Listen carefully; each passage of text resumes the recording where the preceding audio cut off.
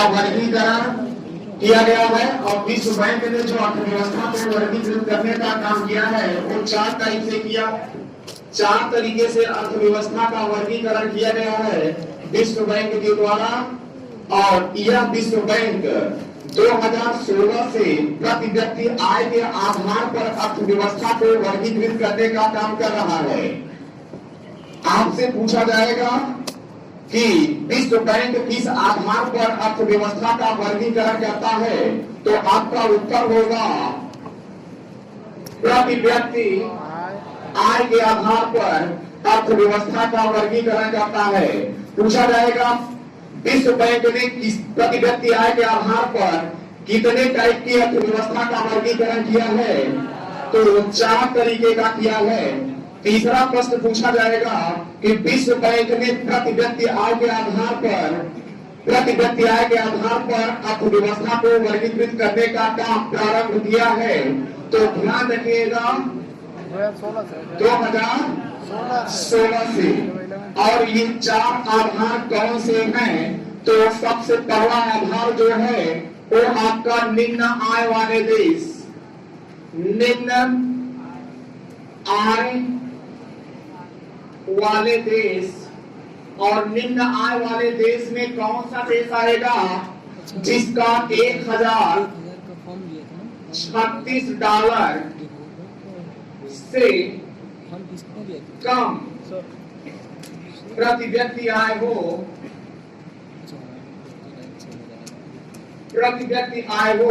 उसे कहा जाएगा निम्न आय वाला देश। और फिर कहा जाएगा निम्न मध्यम आय वाला देश।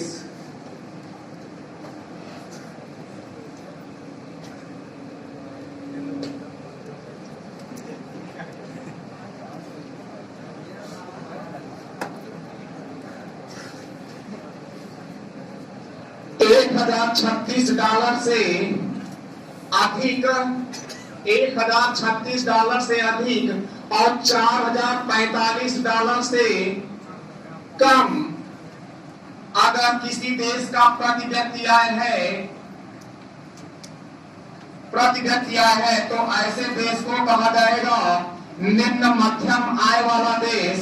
और तीसरा है उच्च मध्यम आय वाला देश।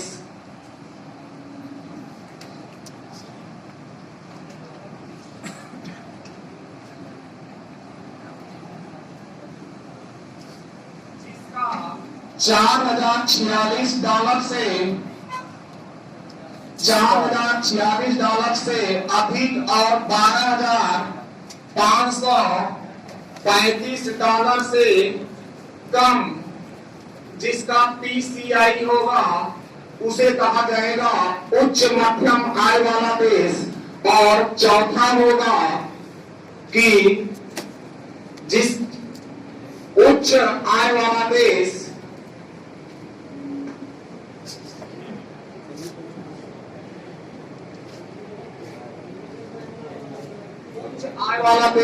उच्च आय वाले देश का जो प्रति व्यक्ति आय होगा वो $12,535 से अधिक होगा तो उसे कहा जाएगा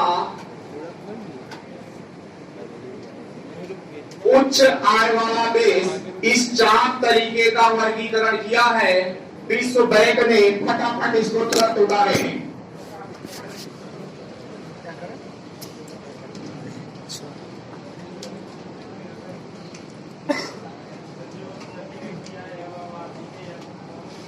प्रति व्यक्ति आय हमेशा वार्षिक होता है भैया। प्रति व्यक्ति आय होता है जो राष्ट्रीय आय होता है ये हमेशा वार्षिक होता है। बहुत इंपॉर्टेंट चीज पूछा है इन्होंने। और कब का होता है? हर वित्त वर्ष का होता है। अगर पूछा गया भारत का वित्त वर्ष कब से कब तक होता है? 1 अप्रैल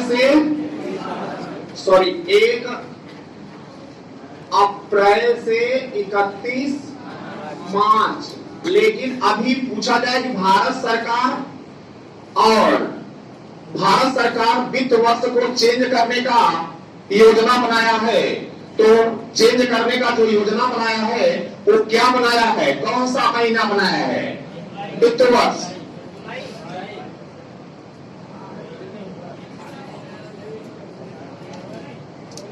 1 जनवरी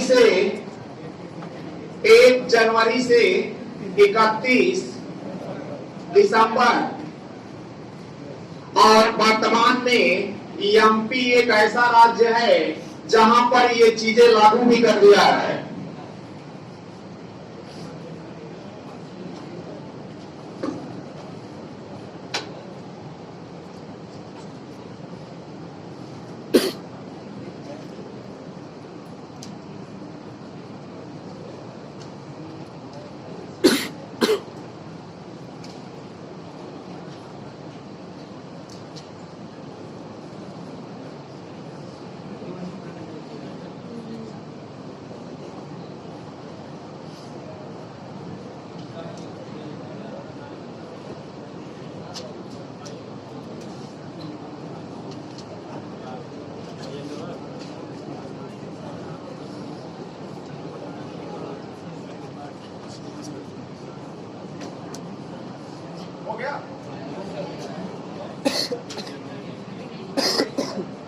हटिए सर।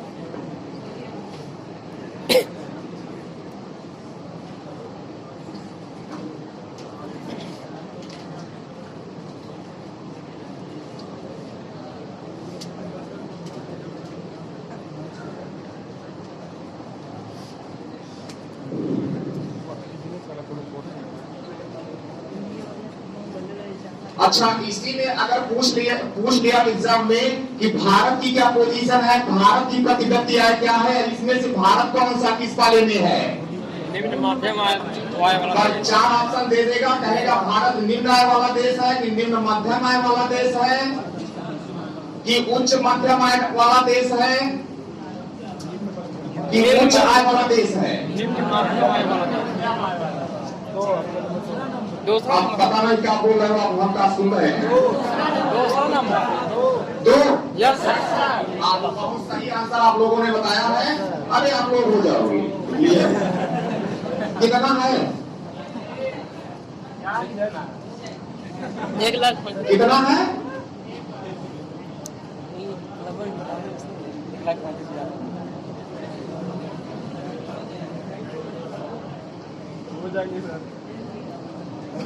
2120 डॉलर इस समय भारत की प्रति व्यक्ति आय है। तो जाहिर सी बात है किसमें आएगा, ये किसमें आएगा, इसमें आएगा कि नहीं आएगा। 1036 से अधिक है कि नहीं हो, और 4045 से कम है, तो भारत किसमें आएगा, निम्न मध्यम आय वाला देश। तो नोट में यहां इसे लिखिए नोट, और उसमें लिखिए भारत निम्न मध्यम आय वाला देश है जिसकी पीसीआई ये चेक होता रहता है। आज लिख लिया तो नहीं कि 3 साल बाद जा रहे हैं, तब उस जो लिखा है वही करके चले आओ। ये हमेशा चेक होता रहता है, इसमें डाटा बहुत माने नहीं रखता। अच्छा, जो डाटा हमने लिख दिया है ये आप किताबों में जब जाओगे पढ़ोगे तो अलग अलग लूसेट पता नहीं कौन सी किताब आई है आजकल, सब अलग अलग दिए रहेंगे।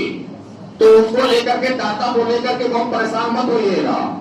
लेकिन जो डाटा हमने दिया है वो बहुत फैक्ट डाटा है, तो एक ध्यान में रखिएगा, बहुत करेक्ट डाटा है। लेकिन डाटा से क्वेश्चन नहीं, जो प्रश्न आपका है उससे पूछा जाएगा कि ये सब पूछते हैं कि कौन सा निम्न मध्यम आय में आएगा कि उच्च मध्यम आय में आएगा कि उच्च आय वाले देश में आएगा।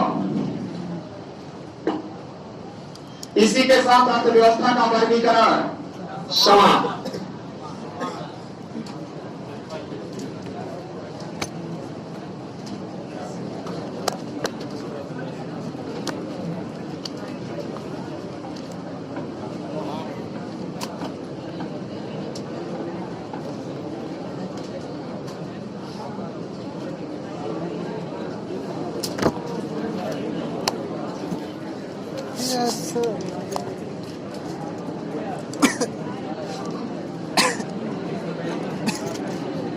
आपका चीज का रहना बढ़िया। खिड़की लगाओ, खिड़की पेन में खिड़की लगा के क्या जरूरत है, चमकी साल तो चाहिए हमारे भी यही लगे वाला टेक का चमक रहा है मेरे ये पूरी आ गई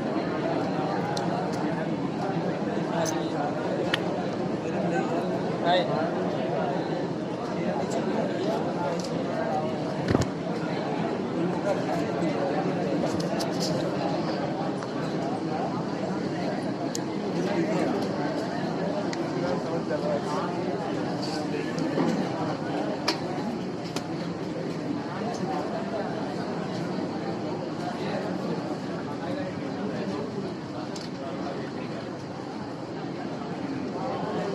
नया चैप्टर भारत में मुद्रा एवं बैंकिंग।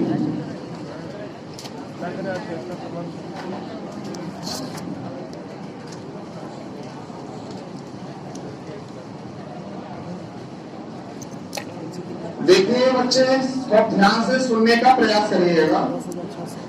भारत में मुद्रा एवं बैंकिंग व्यवस्था की शुरुआत सबसे पहले कब की गई? आप सभी लोगों को अलग अलग पता होना चाहिए कि मुद्रा एवं बैंकिंग दोनों साथ में हमने लिखा है, लेकिन इसका मतलब अलग अलग है। मुद्रा अलग चीज है, बैंकिंग अलग है, लेकिन ये ध्यान रखिएगा, ये दोनों चीजें जो लिखा हुआ है, अगर पहला प्रश्न उठा के हम पूछ ले कि अर्थव्यवस्था के किस क्षेत्र में आएगा, ये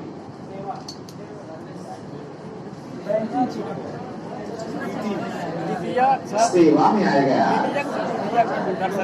तो बोलना चाहिए, आप लोग कई दिन पढ़ाते हुए हो गया।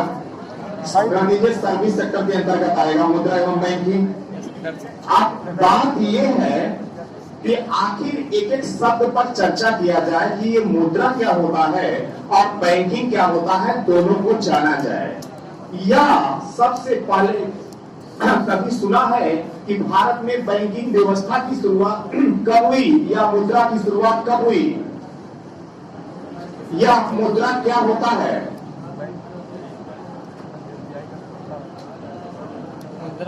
अगर किसी से पूछा जाए कि मनी क्या होता है,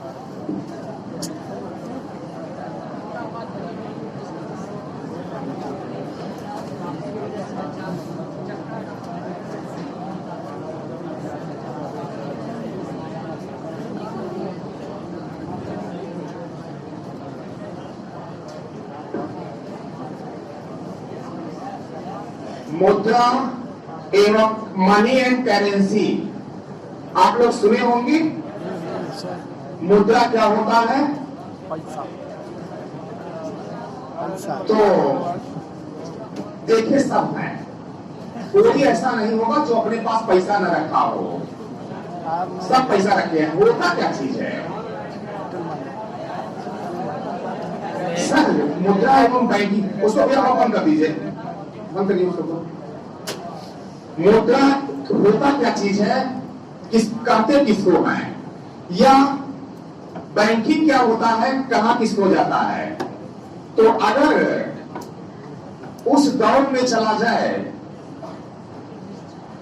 इस दौर में जब सभ्यता का प्रारंभ हुआ था, जब सभ्यता का प्रारंभ हुआ तो आरंभ काल से ही मुद्रा का प्रयोग नहीं किया जा रहा था। क्या प्रारंभिक तुरंत मुद्रा का प्रयोग नहीं किया जा रहा था? तो उस समय जो काम किया जाता था, मुद्रा के जगह पे जो काम किया जाता था, उसे कहा जाता था वस्तु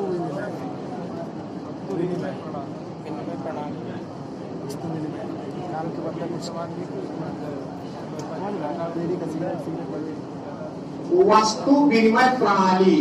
अर्थात जब मुद्रा प्रयोग में नहीं लाया गया था, जब मुद्रा का चलन अर्थव्यवस्था में नहीं चला था, तो पहले कैसे काम किया जाता था, कैसे लेन देन किया जाता था? तो वस्तुओं के बदले वस्तुओं का लेन देन किया जाता था। क्या? वस्तुओं के बदले वस्तुओं का लेन देन। अर्थात किसी के यहाँ गेहूं हो रहा है, किसी के यहाँ दाल हो रहा है, तो कहता था कि भैया तुम हमें दाल दे दो, हम तुम्हें गेहूं दे देंगे। तो जो ये अदला बदली की क्रिया होती थी, इसी क्रिया को कहा जाता था वस्तु विनिमय प्रणाली। लेकिन इस व्यवस्था में बड़ी समस्याएं हुआ करती थी।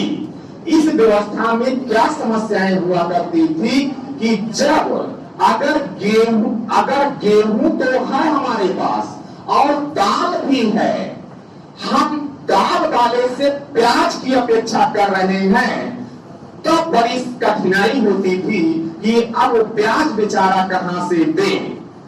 अर्थात कहने का तात्पर्य यह है कि वस्तु विनिमय की जो समस्या थी, उसी समस्या का समाधान उसी समस्या के समाधान के लिए ही मुद्रा का विकास किया गया, अर्थात मुद्रा का उद्भव हुआ।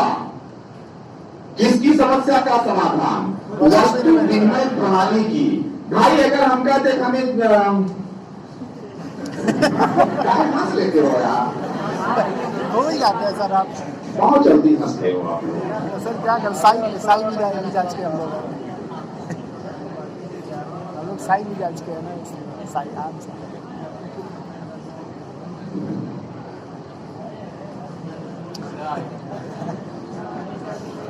हमारे यहाँ सब्जी हो रहा है, अब किसी के यहाँ अगर दूध लग रहा हो तो अब कहां से दिन में दिया लेके ढूंढे, दिन में दीपक लेके ढूंढने पर भी दूध नहीं मिल रहा है, और जिसके पास मिल रहा है उससे हमारा कोई आता नाता नहीं, और हमारे पास सब्जी है तो उसके पास भी सब्जी है, उसको चाहिए चीनी। दो चीनी।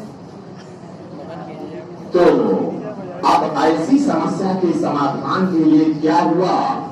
मुद्रा का आविष्कार किया गया। और प्रारंभ काल में सबसे पहले मुद्रा को जो स्टार्ट किया गया वो सिक्के के रूप में चालू किया गया था, बहुमूल्य धातु की सिक्के। जैसे आज का जो भारत में रुपया चल रहा है, ये काहे का सिक्का बना हुआ जो आप लोग यूज कर रहे हैं, परीक्षा में पूछते हैं स्टार्ट लो।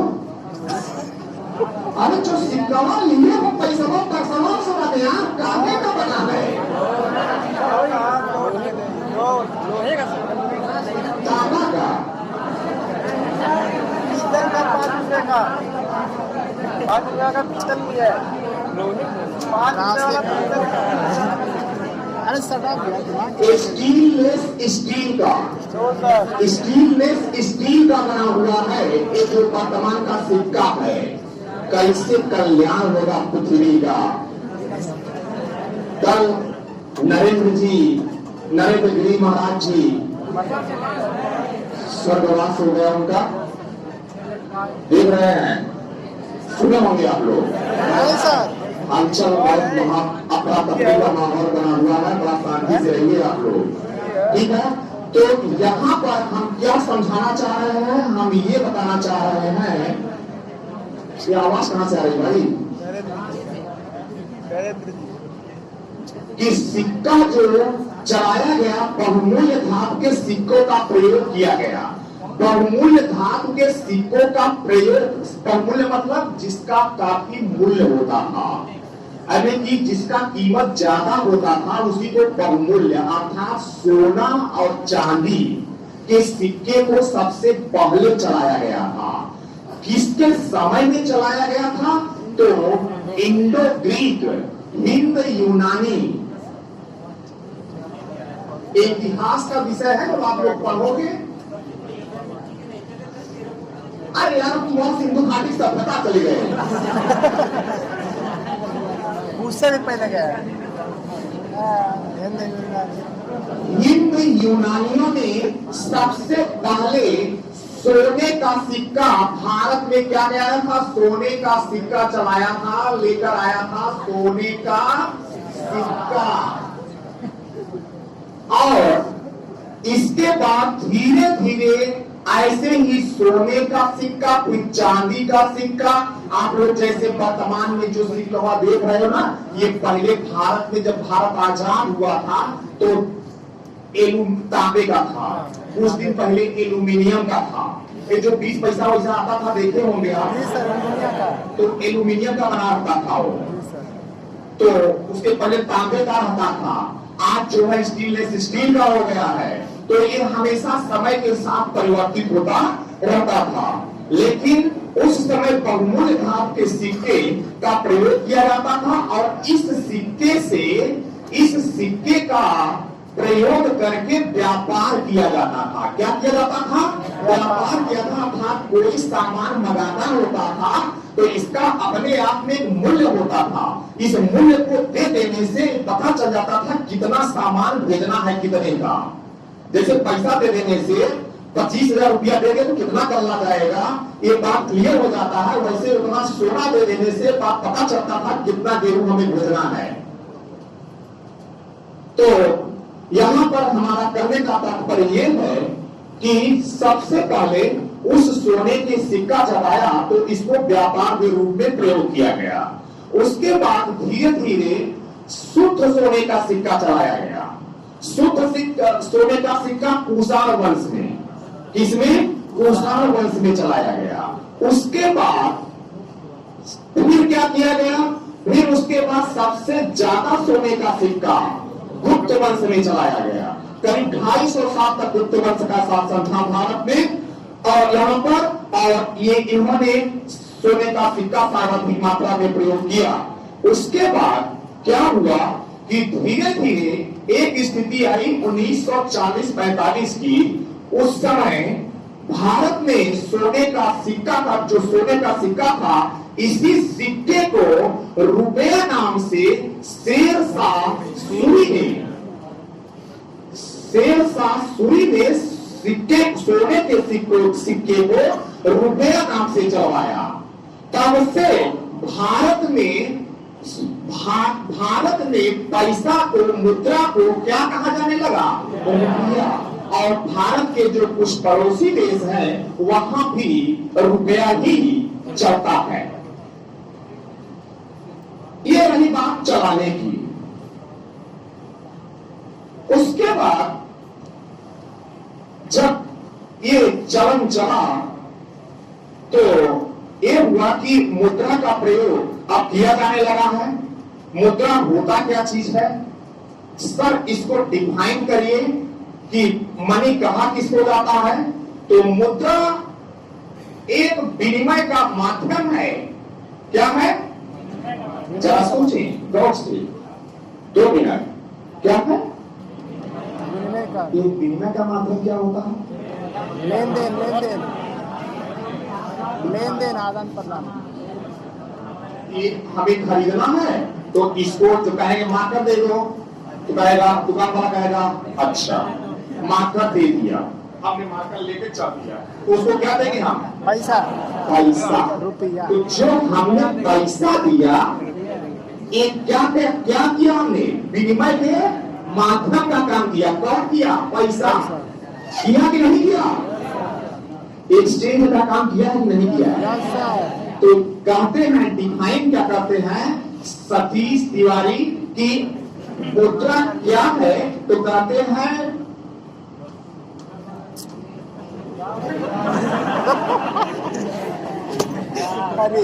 जो विनिमय के माध्यम का काम करता हो और उस देश की सरकार के द्वारा मान्यता प्राप्त होता है तो उसे क्या कहा जाता है?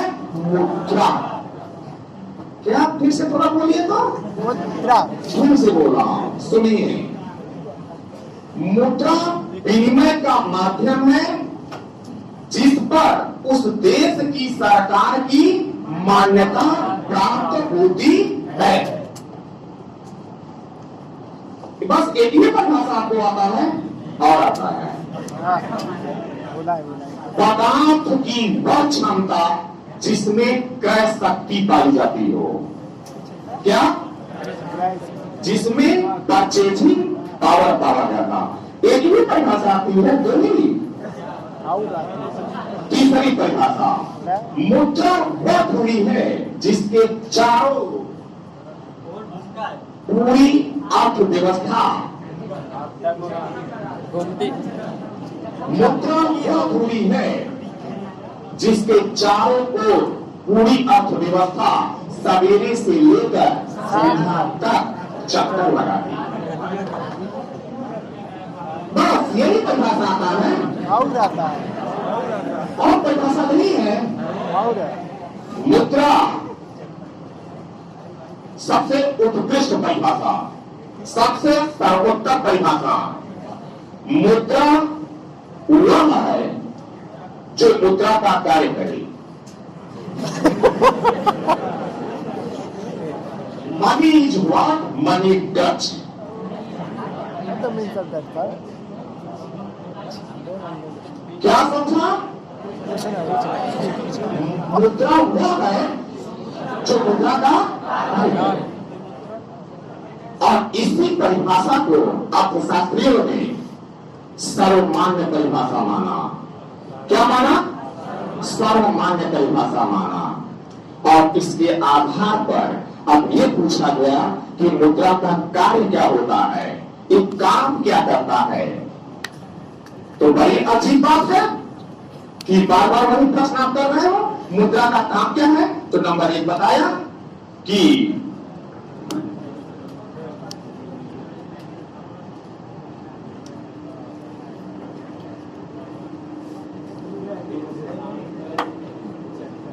विनिमय के माध्यम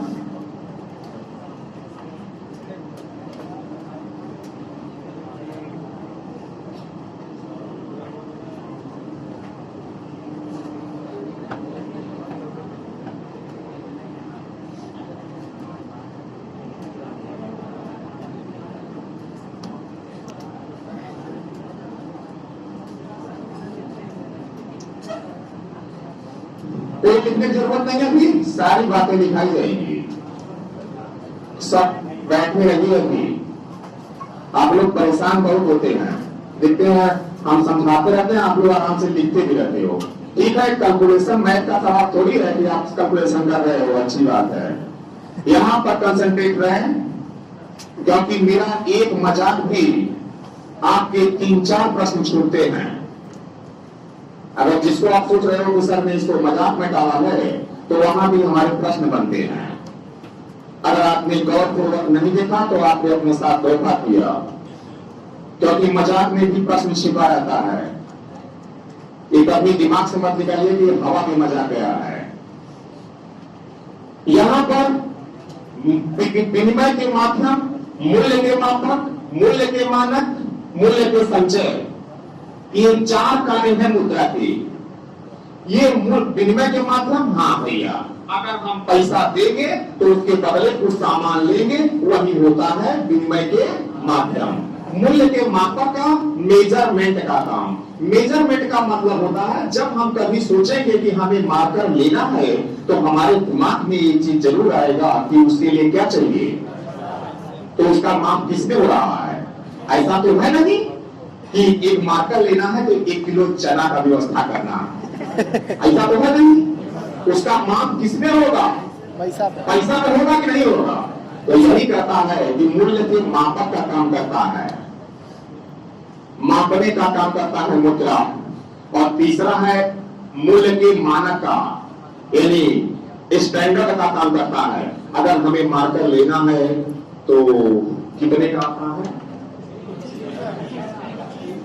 25 इसका जो स्टैंडर्ड है वो कितना है, 25 रुपया। उसके बाद मूल्य के संचय, मुद्रा कहीं ना कहीं स्टोर की जाती है। आज पूरी अर्थव्यवस्था में, भारतीय अर्थव्यवस्था में मुद्रा जो दौड़ रही है, उस मुद्रा के दौड़ने को आरबीआई ने, आप सभी को पता होना चाहिए कि पूरी अर्थव्यवस्था में मुद्रा के संचालन का काम कौन करता है, आरबीआई। जब आरबीआई बताएंगे तो उसमें डिटेल बताएंगे क्या होता है। आरबीआई और नोट छापने का काम, नोट जारी करने का काम कौन करता है, कैसे होता है, ये सब चर्चा की जाएगी। यहां पर मूल्य संचय का मतलब क्या बता रहे थे सर। मूल्य संचय का मतलब होता है कि जो पूरी अर्थव्यवस्था में रुपया आज दौड़ रही है, करेंसी दौड़ रही है, उसको आरबीआई मुद्रा मान के द्वारा पहचानती है। आरबीआई द्वारा यह तय किया गया है कि जो अर्थव्यवस्था में रुपया दौड़ रहा है उसको किस नाम से जाना जाए, कैसे कैसे जाना जाए, कि कहां कहां पर कौन सी मुद्रा रखी गई है, तो उसी को कहा जाता है मुद्रा मान। आरबीआई का मुद्रा मान।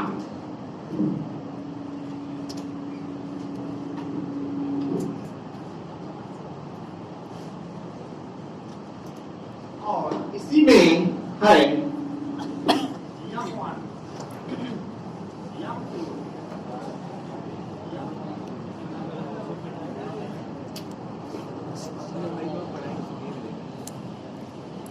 M1, M2, M3, M4। Sir ये क्या पढ़ा रहे हैं, पहले ये क्लियर कराइए तब बताइए। हम ये बता रहे हैं कि जो आरबीआई है वो पूरी अर्थव्यवस्था में मुद्रा के संचालन का काम करती है। कहेंगे संचालन मतलब क्या होता है सर? जारी करना और उस पर नियंत्रण और कंट्रोल करना, वही होता है संचालन का काम करना। तो कौन करता है? आरबीआई। और अर्थव्यवस्था में रुपया कहां कहां पे है उसको आरबीआई एक कोड निर्धारित की है, जिसको कहा जाता है पूरी करेंसी जो आज आरबीआई द्वारा छापी गई है वो कहां कहां पे टहल रही है, कहां कहां पैसा रखा गया है, कहां कहां दौड़ रहा है करेंसी, उसी को कहा जाता है आरबीआई का मुद्रा मान। और यही आरबीआई का मुद्रा मान आपकी परीक्षा में पूछा जाएगा। सबसे पहले M1 क्या होता है? ये आरबीआई का मुद्रा मान है। इसमें C प्लस डी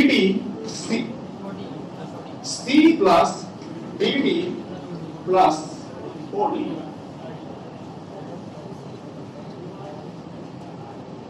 अर्थव्यवस्था में मार्केट में जो कैश करेंसी दौड़ रही है उसी को सी कहा जाता है।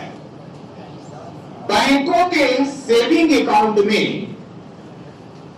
जो जमा पैसे हैं उसे कहा जाता है डिमांड डिपॉजिट, डी। क्या कहा जाता है? पैसा सबका बैंकों में रहता है, नहीं रहता है भैया? C plus D plus OD. OD का मतलब होता है कि आरबीआई के पास सारे बैंकों के पैसा जमा रहते हैं। जो आरबीआई जब हम पढ़ाएंगे तो उस समय बताएंगे कि आरबीआई के पास सारे बैंकों का पैसा, कुछ पैसा क्यों जमा रहता है। तो जो आरबीआई के पास अन्य बैंकों के पैसे जमा रहते हैं अदर डिपॉजिट कहा जाता है। तो वो क्या कहलाएगा? Other deposit. तो आपसे पूछा जाए कि C plus D plus OD किसमें आता है? दूसरा M2 में क्या आएगा? M1 प्लस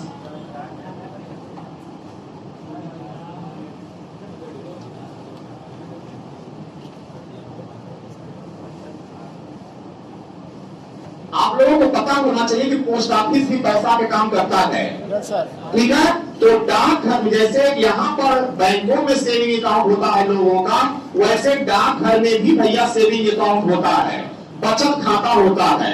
तो M2 में कौन सा पैसा रखा गया है? आरबीआई कह रही है कि M2 में कौन रखा गया? M1 प्लस डाकघर के बचत जमा। फिर आते हैं M3 में M1 प्लस बैंकों के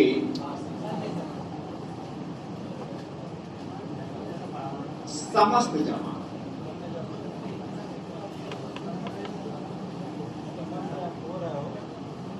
और फिर M4 में आते हैं M1 प्लस डाकघर के समस्त जमा।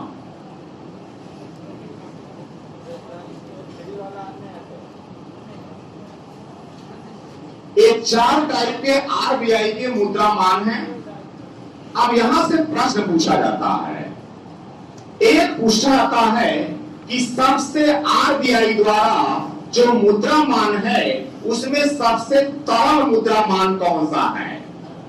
एक तरल शब्द का प्रयोग करते हैं और कहते हैं तरल मुद्रामान कौन सा है। तो तरल का मतलब लिक्विडिटी, क्रेडिट, कैश। जैसे कि हमारा नाम, आपका नाम क्या है बताओ यार। हाँ, प्रियांशु, बड़ा अच्छा नाम है यार। प्रियांशु जी हैं, हम इसे कहें कि आपके पास कुल कितनी संपत्ति है, तो ये कहते हैं 10 बीघा जमीन, 2 foot tractor, 2 foot truck, 2 motorcycle, 1 थी कार और 2 लाख रुपया। कितना घर नहीं है सर, इतनी संपत्ति इनके पास आज है। आप इसी में से भाई आप कितना कितना बताओ, कितना बताया, कितना इनके पास है संपत्ति।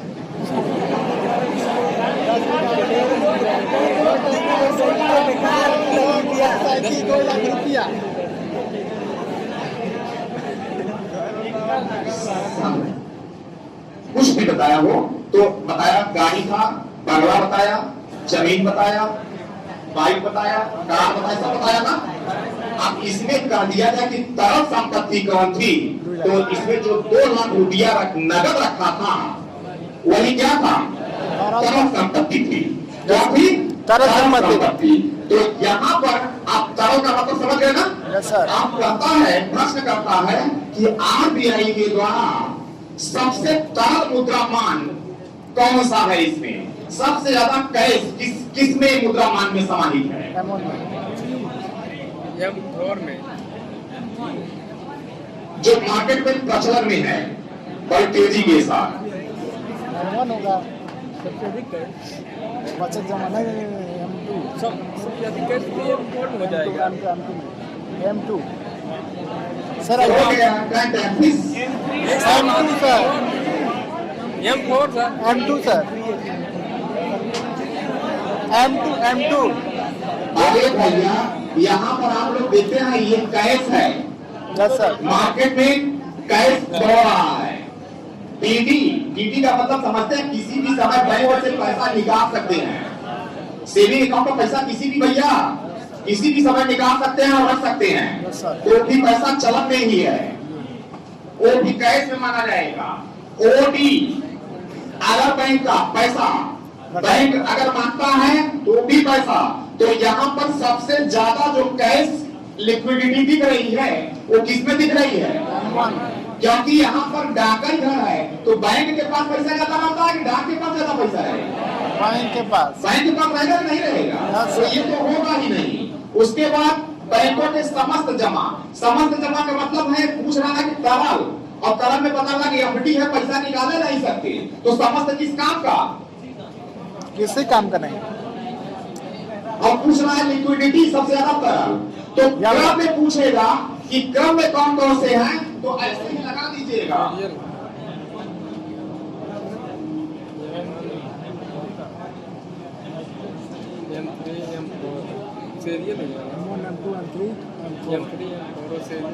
M1, M2, M3, M4।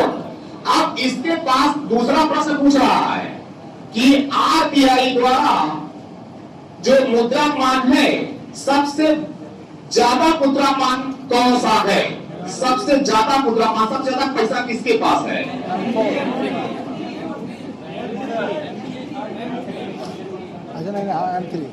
M3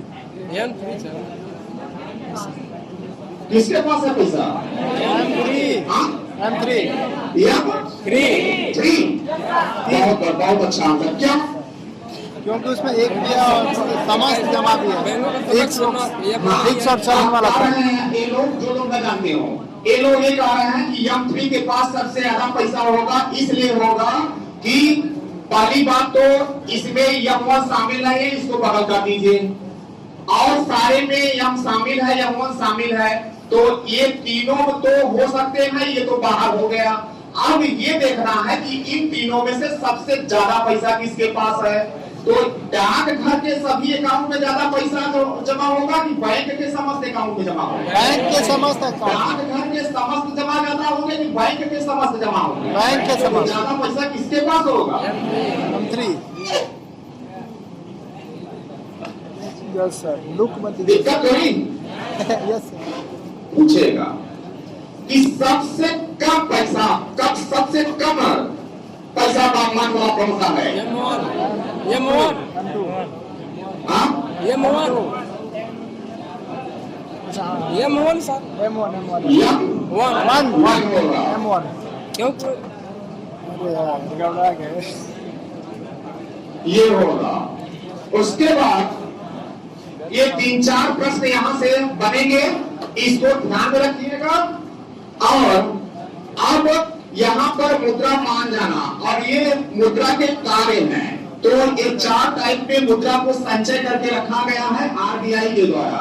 ये संचय की व्यवस्था की गई है। अब जब आप लोगों ने संचय जान लिया तो उसके बाद ये देखा जाए कि भारत में मुद्रा व्यवस्था की शुरुआत कब की गई है, मुद्रा से संबंधित क्या कार्य क्या है, मुद्रा कौन कौन सी है, जो वर्तमान में करेंसी चल रही है वो कौन सी करेंसी है, पूछ ले। एक होता है मानक मुद्रा, एक होता है सांकेतिक मुद्रा, एक होता है धातु मुद्रा। तो वर्तमान में कौन सी मुद्रा चल रही है? तो ध्यान रखिएगा, सांकेतिक मुद्रा इस समय चल रहा है, जो कि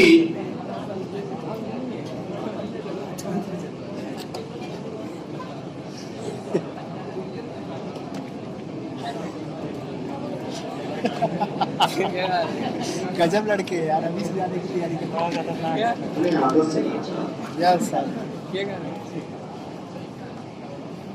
कुछ लोग आते हैं गांव, देखते हैं जब कथा का कुछ सुनते हैं तो कहते हैं जाओ सबको बुला लाओ कथा सुनने के लिए। तो आते हैं जब कथा सुनने ना, तो कथा कम सुनते हैं, अपनी कथा ज्यादा सुनाते हैं। बैठ जाएंगे, दुनिया भर की, चाहे वो महिला हो और चाहे पुरुष हो। महिलाएं होंगी तो अपने मन की बातें ज्यादातर उसमें आलोचनाएं ही रहती हैं, आप लोग माइंड मत करिएगा। Yes sir. और पुरुष होंगे तो राजनीति की बात ज्यादा होती है।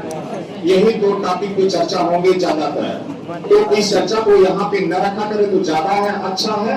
तो कल जब आप लोग आएंगे ना, तो उसमें सबसे पहले थोड़ा सा लिखाएंगे और उसके बाद आगे समझाएंगे और क्या